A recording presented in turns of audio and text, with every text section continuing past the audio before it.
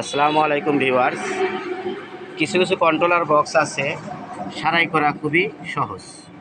আমি কথাটা বলতে চাচ্ছি যে কিছু কন্ট্রোলার বক্স আছে যেগুলো সারাই করা খুবই সহজ, এটা খুব একটা কঠিন কিছু না। তো অনেক ভাইরা যদি চেষ্টা করেন তারা নিজেরাও কিন্তু জিনিসটা করতে পারেন। তো গতকালকে আমার এই ভাই, দেখুন এই ভাইটা গতকালকে আমার এই কন্ট্রোলার বক্সটা নিয়ে আসছে। তো ভাইয়ের কাছে শুনতে পাম তার এই যে গাড়িটা, দেখুন এই গাড়িটা, এখন শুনতে পাম যে কন্ট্রোল বাসটা কী হয়েছিল। কালকে আপনি কন্ট্রোল বাসটা কী হয়েছিল ভাই?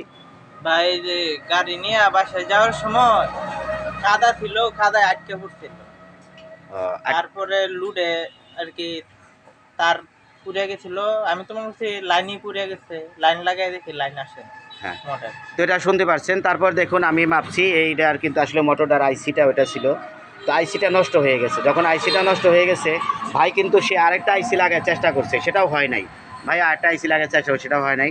তো আমার কাছে গাড়িটা নিয়ে আসছে, তো আমি দেখলাম যে হ্যাঁ তার আইসিটা নষ্ট, ঠিক আছে, কিন্তু আরেক আইসিতে কেন হয় নাই। এখন পরে দেখি যে তার কন্ট্রোলারটার সমস্যা। এখন কন্ট্রোলারটা দেখুন, যেটা আগেই বলছি যে কিছু কন্ট্রোলার খুব সহজ কাজ, এটা সবটি মসপেটই ঠিক আছে। দেখুন আমরা তো জানি যে এই যে কন্ট্রোলারের মসপেটগুলো এগুলো হয়ে থাকে, এগুলো কন্ট্রোলার মসফেট, এগুলো সম্পূর্ণ কন্ট্রোলার মসফেট। এখন আমি যেটা দেখছি সেটা হচ্ছে কন্ট্রোলার মসফেটের শুধু এই একটা লাইন, দেখুন এই একটা লাইন আপনার ডিসকানেক্ট হয়ে রয়েছে, এই লাইনটা ডিসকানেক্ট হয়েছে। আমি যদি লাইনটা ডিসকানেক্টটা যদি কানেক্ট করে দিই, আমার ধারণা এই কন্ট্রোলারটা 100% চলবে।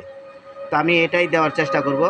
ইনশাল্লাহ যাদের ভালো লাগে এই ভিডিওটা দেখে তারা লাইক করবেন, শেয়ার করবেন।